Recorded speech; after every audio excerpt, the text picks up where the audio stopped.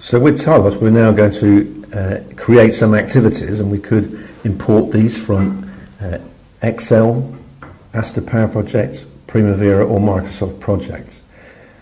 But before we create a task in TILOS, we need to nominate a prototype activity that doesn't yet exist, that has got all of the attributes of that activity, which we've created as a task template.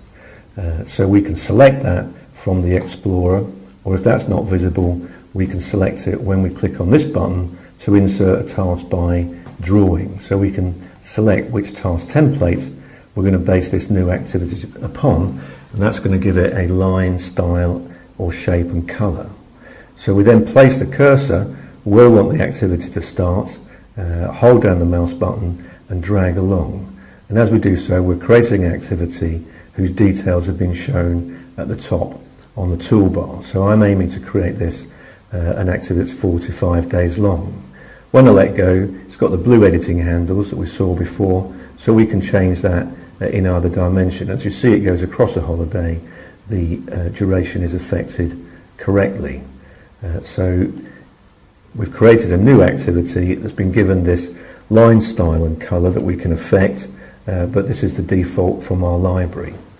But unlike a Gantt chart, there's no area dedicated in a time distance diagram for descriptions. So we need to put the descriptions on the body of the activity. So if we right mouse click that activity and add a new task annotation, we can then choose the point where the annotation is connected to the activity, and we can say what the text annotation will say.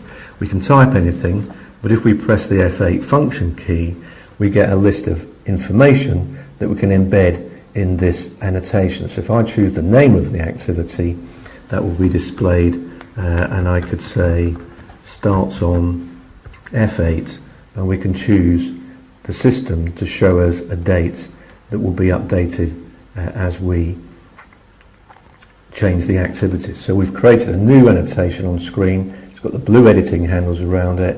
The tabs at the bottom of the screen now show information about this, so we can change the font, for example. We can change the connection point. We can pick it up and move it. We can pick up the red dot in the corner, and we can rotate that through 360 degrees if we want. But also there's a special button to say follow the slope of the activity. So if the activity changes duration, then the annotation will follow the line. So the text annotations are important, because then we can change the description of this item, and that will be reflected in the description. If we change the start date, that will also be reflected in the annotation. These annotations can become part of the template so that they're presented automatically as you create activities.